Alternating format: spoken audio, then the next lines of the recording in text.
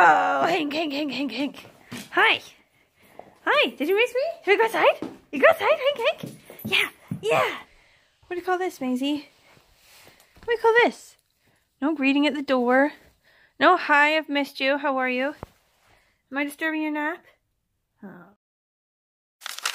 Right, y'all. I am sitting on my roof reading my book because it is unexpectedly gorge outside for being basically smack in the butt crack of winter, and it was like forecasted to rain loads today.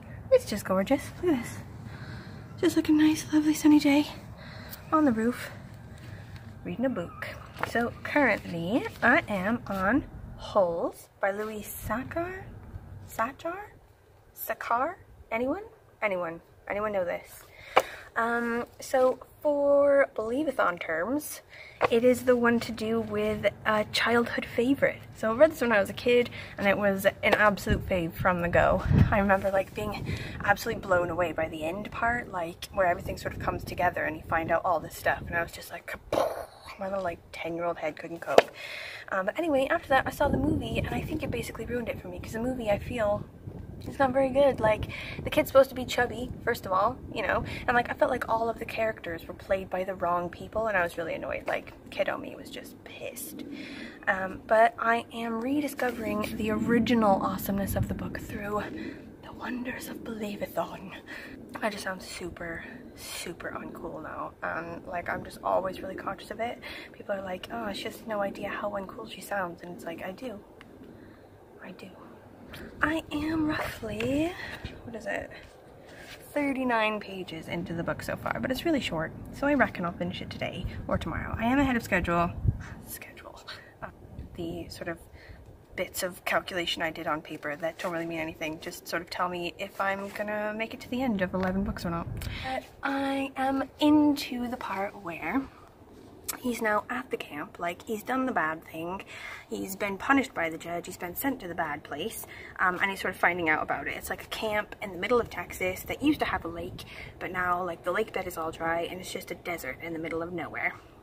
There's no fences or anything at the camp, because if they run away they're just gonna die of thirst anyway. There's no possible way they could survive like 3 days without water. So he's been sent to this camp because he stole sneakers from like a famous baseball player that was supposed to be auctioned off for charity. So, oops.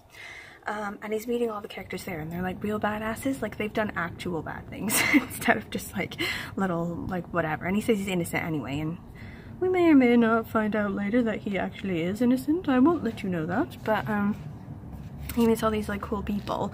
There's like one guy called Armpit, one guy called X-Ray, one guy who he's replacing, like he's in the cot of a guy who left, who was in the hospital, who was called Barf Bag for some reason, we don't really know. So in this camp, he's required to dig like a 5 foot deep, 5 foot around hole every day in the desert. Like, the faster he does it, the faster he can go home. If he finds anything interesting in the hole, he can suddenly be done for the day. So we don't know why that is, or do we? So I'm home on my lunch break, sitting on my roof, having an amazing time, and just sort of now contemplating quitting my job altogether so I can just stay here all day. Obviously I'm not going to do that, because then how would I pay for more books? But it's nice to think about as an idea, just sort of floating in and going, I'm not coming back. It's too nice on my roof.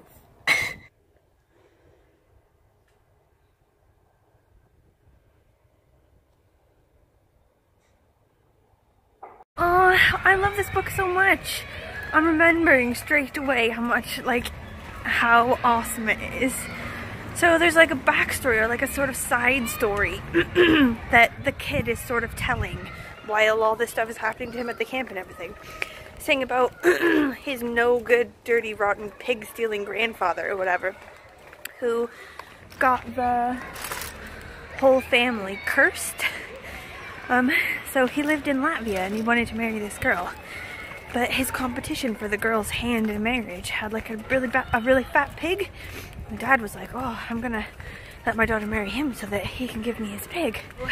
The grandfather who wanted to marry the girl went to this sort of old gypsy lady on a hill or whatever, or this old gypsy woman, And she said, okay, well, I'll tell you what. I will give you one of my piglets and you can sort of feed it up, fatten it up or whatever. And then take it to the father and say, oh, I'd like to marry the daughter and here's a fatter pig or whatever. The only thing you have to do in return is after you win this girl's hand, you have to carry me up the mountain or whatever to drink from this magic spring or this magic well or whatever.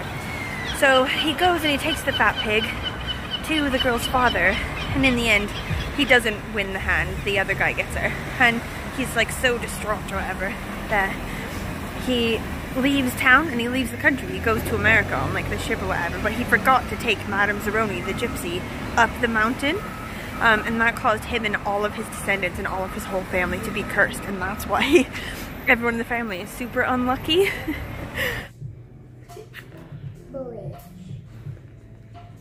Oh man, this just came in the mail. Like, am I the only person on the planet that like gets excited about stamps? Like, I think, oh, I love the Christmas ones. Oh my god, oh my god, oh my god. Like, I think because I do post-crossing, it's like a thing where you send postcards to strangers and they send postcards to you. Like, it's really got me on the radar lookout for stampage. Like, the good kind, you know? Not just like your average crap one. So now, like, because I've ordered like special ones, Royal Mail like sees me coming a mile away and they're like, oh, would you like our Christmas booklet?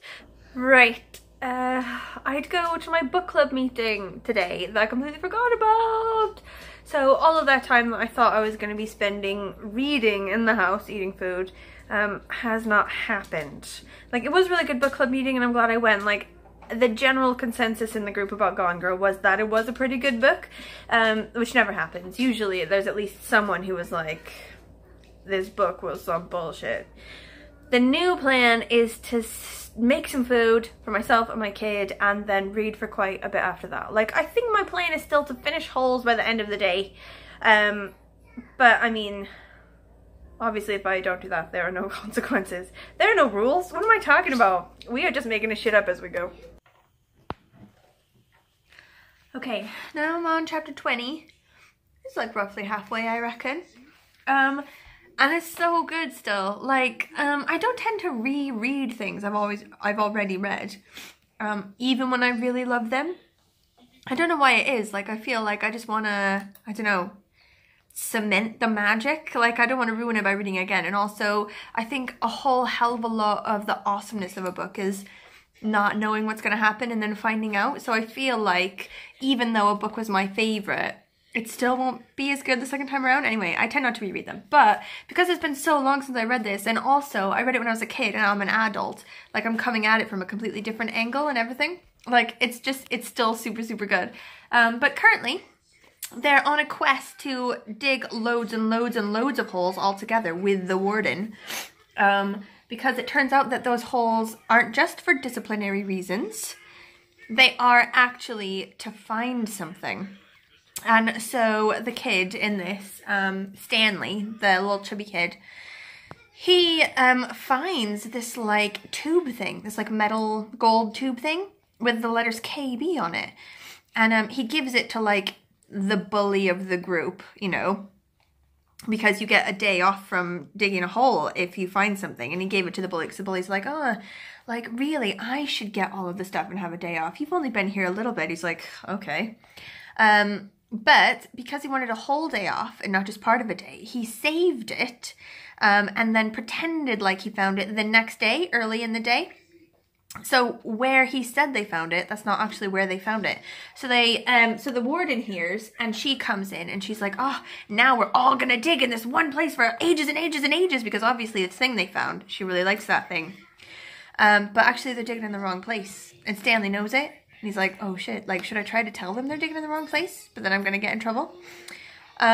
He also, in like the course of writing like lies to his mother, he like writes these letters to his mother like, oh, today I learned how to jet ski, because he like doesn't want his mom to freak out. But in the course of writing these letters, he finds out that Zero, the little like runty kid that doesn't talk a lot, he doesn't know how to read. And he's like, can you teach me? But Stanley's like, with what energy and time, man? Like, I basically kill myself all the time. in the desert all day digging these stupid holes, and then I come back and I pass out. Like, with what time and energy am I gonna do that? But yeah, like, even though I know, like, I'm not gonna tell you, but I know what that tube thing is and how it relates to the thing that the warden is looking for. But even though I know that, it's still good, and I'm still like waiting for them to get to the part where they all realize what it is. So good times. Like, I'm thinking about all the other books I loved as a kid, and I'm just thinking like, oh, should I reread those ones as well? Like Harry Potter, I could reread. I think I really liked Sarah Plain and Tall. Like, I could reread Sarah Plain and Tall. Like, why not? It's a whole new world. Oh my god. Part 2. I love this book so much. Like, the amazingness, or like the best part of the book in total, is that everyone in like the modern part of it, so there's like all these side stories. There's like the grandfather and the gypsy woman, and there's like this other side story to do with the history of the lake. So they're all on a lake that dried up, and it used to be not dried up. It used to be an actual lake. And there's like a woman who lived at the lake, and she was a school teacher, and she fell in love with this onion seller, but because he was black and she got caught kissing him, everything went really badly and he was killed. And then she turned into like a bank robber and like got revenge on all of the people who like killed the onion seller guy. Anyway, so all these people about these side stories, you think they're just side stories. You think it's a story of why it is that Stanley Yelnats is so unlucky. You know, his grandfather was cursed, you know, by this gypsy woman. You think it's just a story of how the lake got to be the lake, but actually, you know, it's a story of how it got to be that the disciplinary camp exists and why the warden wants to dig all these holes. And it turns out that everyone in the like modern part of the tale is descended from one or several of these people in the sort of backstories, and it's like all comes together in like a perfect way. And like, even though I knew it was coming, like it just all fits together perfectly and sort of blows your mind a little bit. Also, I'm chilling with the Munchkin and she is watching Toy Story 2. Zurg is going across the parking lot. I love this part. Is that funny? What happened at school today? Corey was wrapping the rope on my neck, and I got battered, and then You got clotheslined by a jump rope? Oh, sad times, Baba. Y'all, holes. Where it's at is so good. It was good a second time. I love it so much. You should definitely read it. Like, it's not even just a book for kids. It's just so good of a book. I loved it so much.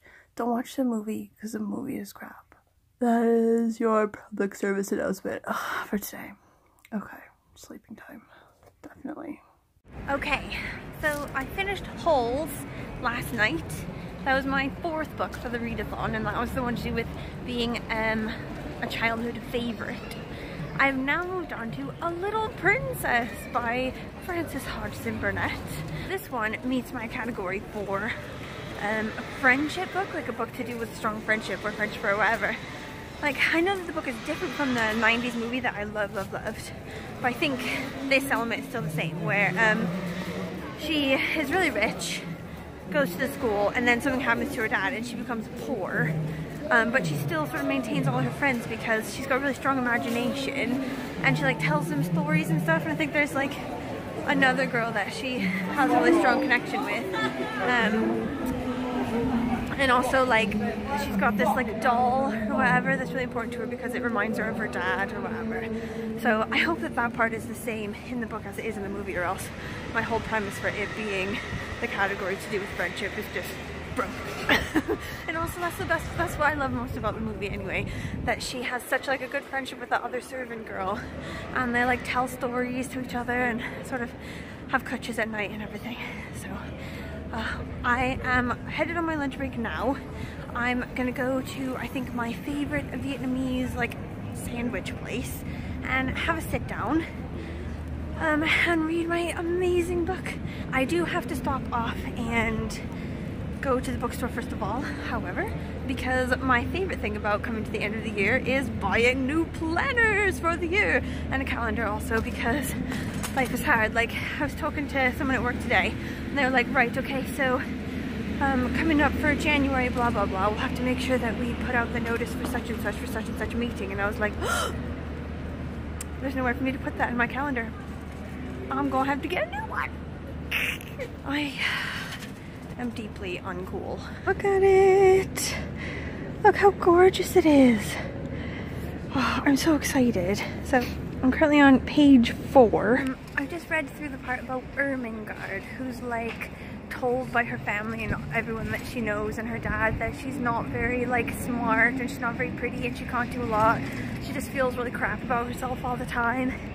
But basically the story is that this girl named Sarah, she is born and lives in India until like she's 7 years old, and I guess like for people who are in the British military stationed in India at this time, it's general practice that kids, once they reach the age of 7 or so, they have to go back to England and go to boarding school or like live with family or whatever. So she's at a boarding school now and she's rich, and everyone in the boarding school knows that she's rich and they treat her like it. She's got like all these toys and she's got like special rooms and special privileges and stuff. And then her father leaves and she goes about sort of like getting on with all these girls. She likes to tell stories, she likes to play, she has this like dolly that's her favorite doll that reminds her of her father because she really misses him. She loves him so much, and she doesn't have a mother because the mother died. Anyway, like I don't exactly know what happens exactly, but something happens to the dad and then she becomes poor, and then obviously is treated differently beyond that. So I'm just at the part now where she's like meeting all the girls and like getting onto the school.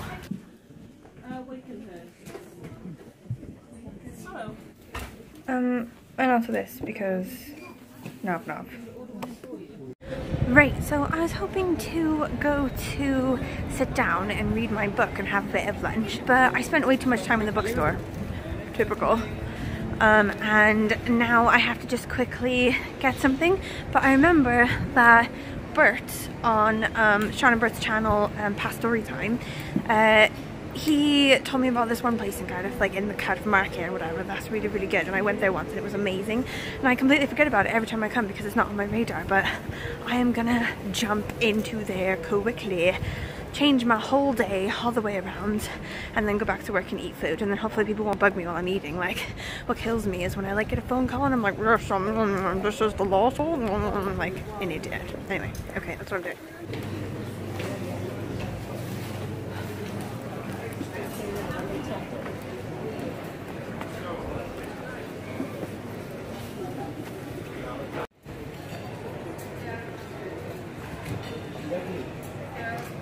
I covered that week for him when he was on leave, so yeah.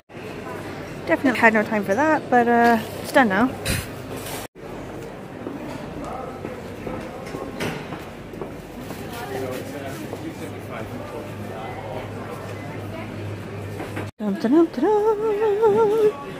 Yes, a girl is hungry. I'm gonna devour this shit. Oh, they've already set up the huts getting ready for the Christmas market. Oh. Oh my god, this one is even actually already open. Like, y'all, calm down. It is not Christmas yet. Like, in the store, one of the reasons it took me so long, obviously, is because I have no ability to control myself with time in a stationery / bookstore. But another reason is because there were so many people there buying gift cards. Like, it's not Christmas yet. I think the problem is, in the UK, you don't have Thanksgiving. Thanksgiving sort of puts a barrier on it, doesn't it? It's like, in America, it's like, it can't exist until we have Thanksgiving. Whereas here, bonfire night, 5th of November, everything after that is Christmas time. So, I mean, it's probably for the best. So, there was an article in the New York Times, I think it was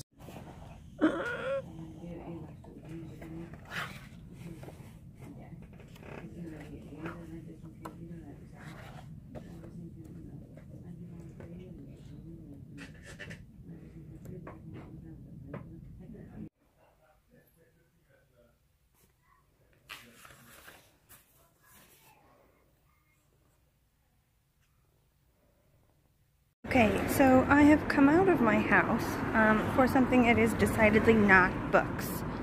I came for something that looks nothing like books and cannot be mistaken for books. And yet, again, I've come away with more books. But like, look at these, they're awesome. So this one is just a book full of stories and poems written by people in my neighborhood. And then I was like, oh, look at this one. Dinosaurs that pooped the planet. This is gonna make my kid power giggle, basically. But then, when I went to the counter, the lady was like, you get 3 for the price of 2. You should get a free one. And I was like, well, what do you know? That Roth Riders thing comes in 2 editions. I'll just get the other one too. For £1. Steal, right? This is also not the headphones or the avocado I came out for. Life is hard. Guys, can somebody please explain something for me? Why would it be egg-free? So it's a bakery. They like do cakes and cupcakes and stuff like that. But it has milk in all their stuff, so it's not a vegan bakery. It's just a bakery that doesn't use eggs. It says it's 100% vegetarian. Like, wouldn't it already be vegetarian if it didn't have meat in it? Like, I've never heard of like a bacon muffin. I'm so confused. Like, there has to be a reason, and I just don't know what it is. And I feel like somebody out there on the internet will know this reason. Please tell it to me. I don't understand. And it chomped on the spaceship controls. The rocket was dotted with dino tooth holes. Inside it was bare. The spaceship was empty. Outside there were more things to eat. There was plenty. Why did he eat? Why did he want to eat something galette? I think he's just hungry. Wouldn't mind how heavy the coal boxes was, or what the cook done to me if I might have that to think of. You may, said Sarah. I'll tell it all to you.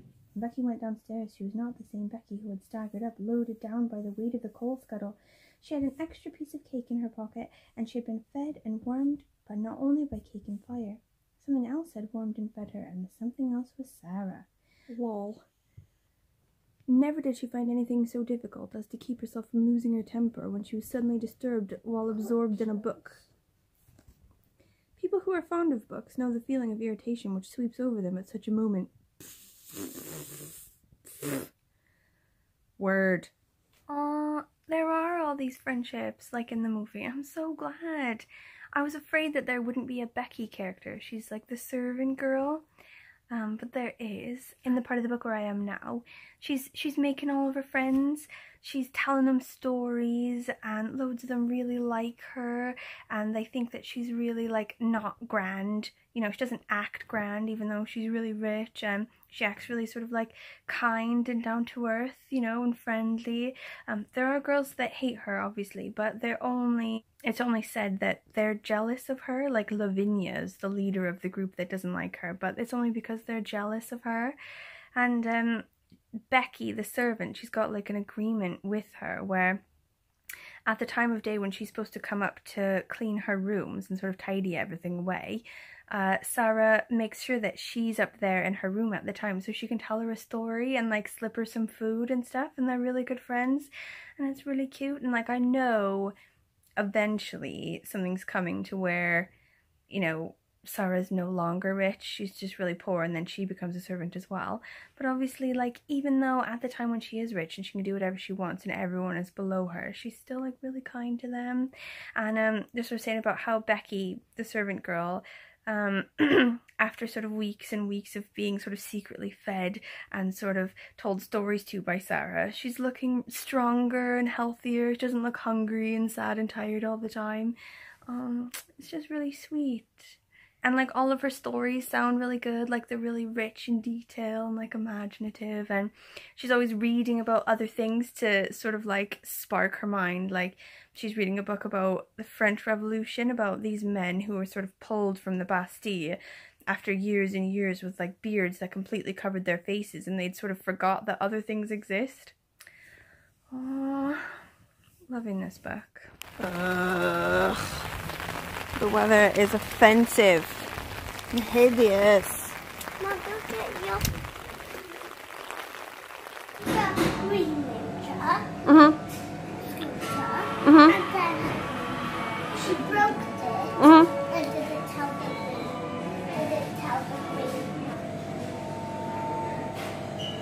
Gosh, you guys, this book is so good! And it is different from the movie, but in a good way. Okay, the book is so good. Like, I was having like a bit of a weepy moment last night reading about the fall of the girl. Like, the dad invested all of his money in his best friend's diamond mine business, and then the diamond mine went under and he lost all his money, and like in a fit of like delirium or whatever, in like panic and just like desolation, he got a brain fever and died, and just like died sort of like mumbling his daughter's name.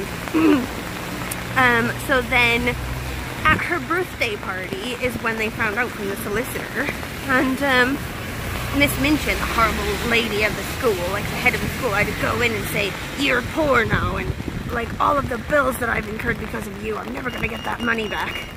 So she's like, "So now you're my servant, and you're gonna sleep in the attic with Becky, the other servant, and you're gonna work for me and clean for me and teach my girls French and blah blah blah. And if at any time you displease me, you're out on the street, you know." So like her beloved dad is dead, and just like sleep in this like horrible attic with all the rats and everything.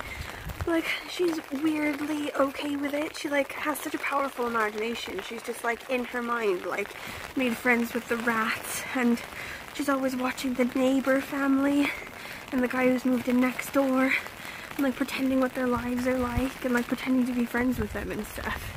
And she's maintained friendships with the girls who always sort of come to her for comfort and stuff.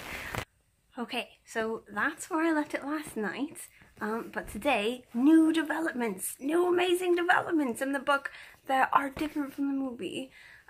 So the people that moved in, or the guy that moved in next door, he's like an Indian guy, but he's actually a white guy who's recovering from an illness, who was living in India, and he has like a guy with him, like a servant or a companion or something, who's actually Indian. Like, he only speaks Hindi, and he's got like a monkey or whatever. And Sarah was making friends with like the monkey and the Indian guy because the windows look on to each other, so the monkey like crawled in her window, and the servant guy sort of saw into her room and saw what kind of like really bad room she lives in. So the white guy's name is like Mr. Carruthers or something like that. Like, it's definitely not Mr. Crew. So it's not the dad. You sort of think like the backstory is, oh, he lost all his money in mining, but then his money was restored to him, but he had a brain fever, blah blah, and then he recovered, and you're like, oh my god, it's her dad and he doesn't know. But actually it turns out it's not him, it's the best friend. So the dad put all of his money into the mining business of the best friend, and then lost the money, but actually they didn't lose the money.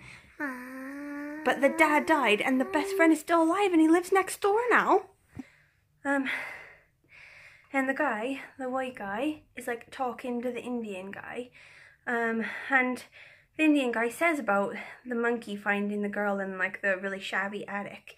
And the white guy's like, oh, you know, maybe this girl that I keep thinking about is in that sort of position, you know, where she's really poor now and she's a beggar and she has horrendous conditions or whatever.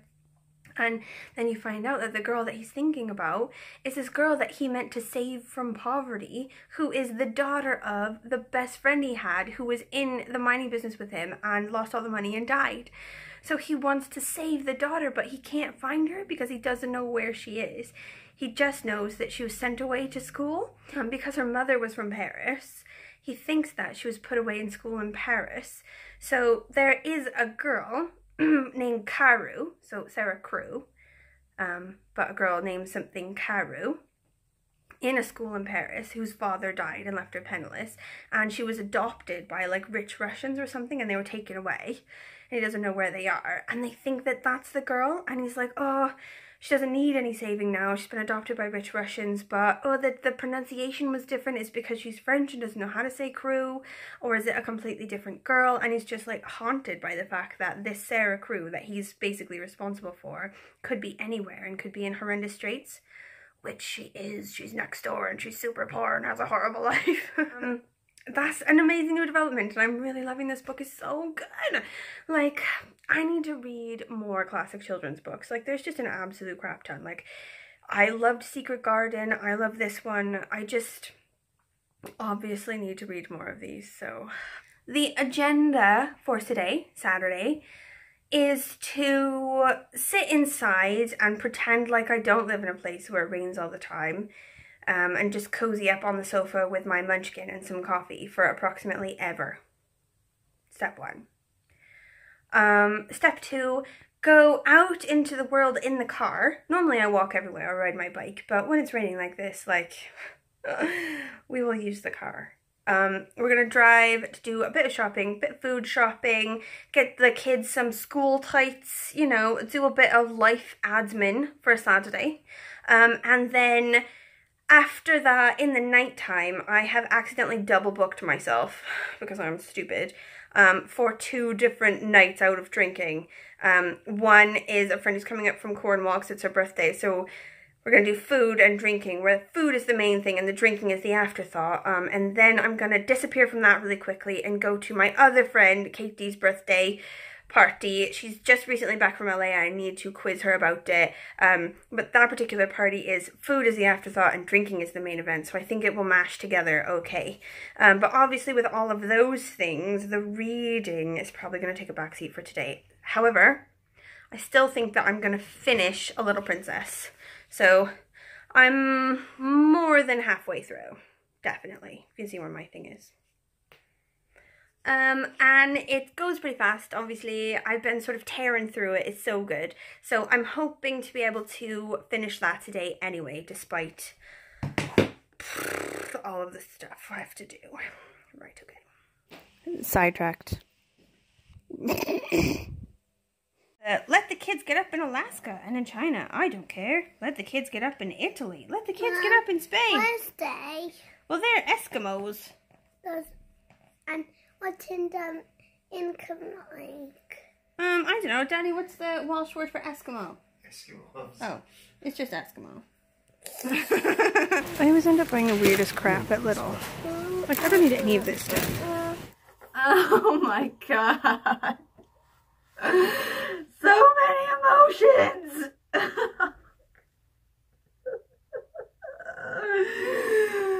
Oh my god! This book was so good!